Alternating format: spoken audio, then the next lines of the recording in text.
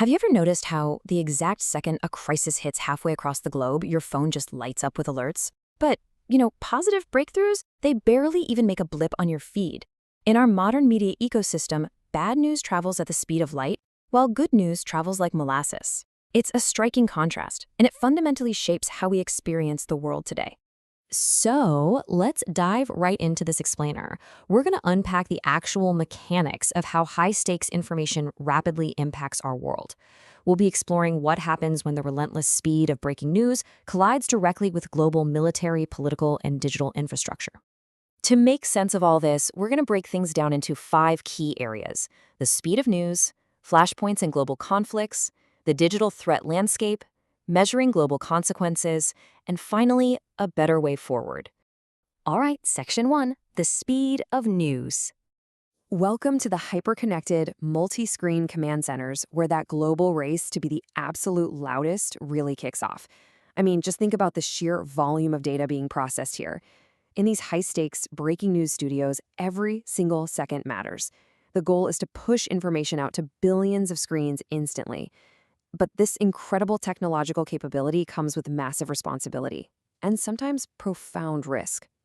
So, how exactly does a single military claim instantly escalate into a multinational conflict?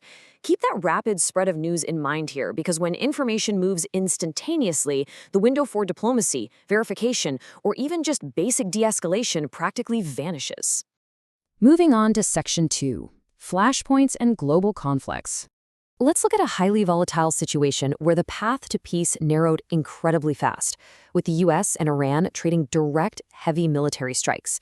The initial trigger here was a claim made by then US President Donald Trump, stating that Iran had shot down an American Apache attack helicopter over the Strait of Hormuz. Because this info was broadcast worldwide the very second it happened, it rapidly accelerated the momentum of the entire situation. The absolute crucial point to take away here is just how swiftly retaliations cross borders. Literally almost immediately after that initial claim, the US military targeted Iranian ports and air defense systems. And without missing a beat, Tehran responded by launching missiles and drones at US bases in Bahrain, Kuwait, and Jordan. All of this unfolded at just a breathtaking pace, leaving critical ceasefire talks hanging by a single thread. The speed of the news cycle and the speed of military response became dangerously intertwined. Now, what happens when a sudden technical failure becomes immediate international news? Let's pivot for a second from intentional military strikes to a sudden, tragic accident that ends up testing this exact same information ecosystem. Reports suddenly emerge of a fatal crash involving a Pakistani Army Mi-17 helicopter. This incident happened shortly after takeoff near Muzaffarabad, reportedly due to a technical fault, and within just moments, images and reports were already circulating globally. High-ranking military officials had to step in super fast to confirm the somber reality. All crew and personnel on board were killed. This immediate global visibility sparked a fresh, highly scrutinized inquiry into flight safety. So it wasn't just a local tragedy anymore. The sheer speed of the news cycle instantly made it an international talking point about military aviation standards. But hey, breaking news isn't just about conflict or disasters, right? It's also about historic milestones being broadcast in real time. Take a look at this number, 4,399.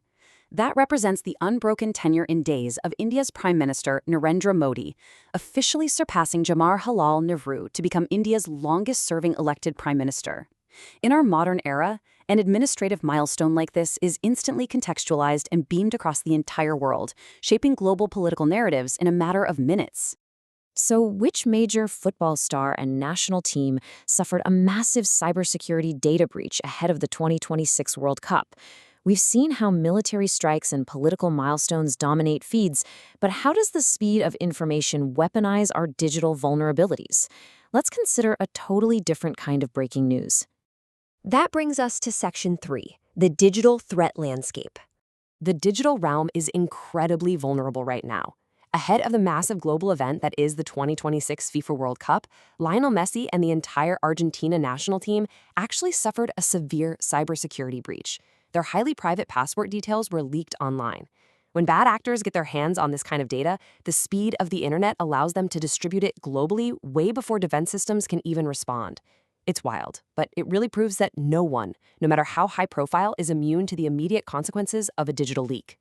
Section 4. Measuring global consequences. So, how do all these seemingly isolated incidents, a helicopter crash, a massive cyber leak targeting athletes, record breaking political tenures, actually connect? Well, when we map these findings together, a pretty clear structure emerges. We're tracking media speed, driving instant panic, political stability, the volatility of military strikes, and the sudden vulnerability of cyber breaches. But there's actually a vital fifth element underpinning the whole shebang: AI infrastructure. All this real-time data processing requires immense computing power, which actually led tech visionary Bill Gates to issue a pretty severe warning about a looming AI infrastructure surge. All of these rapid-fire global events are increasingly being processed and analyzed by artificial intelligence. The explosive push for AI by major tech giants genuinely threatens to severely strain power grids and exponentially increase global energy consumption. So the very systems we rely on to process all this breaking news are kind of creating a brand new infrastructural crisis of their own. All right, Section 5, a better way forward. The picture painted by these sources is honestly intense, fast-paced, and highly volatile. But look, we aren't just passive consumers here. There are 3 actionable steps you can take to protect yourself and your community. Number 1, fact-check before sharing to stop the momentum of unverified claims. 2, strengthen your digital security to protect against those lightning-fast cyber breaches. And 3, support responsible media that prioritizes depth over just being the very first to break a story. To actually put this into practice, you've got to actively verify breaking news from multiple reliable sources. We have to stop contributing to that chaotic race to be the loudest. And for sure, you must lock down your digital credentials. As we just saw, if the private data of global sports icons like the Argentina squad can be leaked and spread instantly, your personal data needs some serious shielding too. Which brings us to the core lesson of this entire explainer. I want to leave you with this final provocative thought. Breaking news is often just a race to see who can be the loudest before all the facts are in. In a world where bad news travels at the speed of light and consequences ripple across borders in literal seconds, are you racing to be the loudest, or are you waiting for the truth? Think about that the next time a breaking alert flashes across your screen.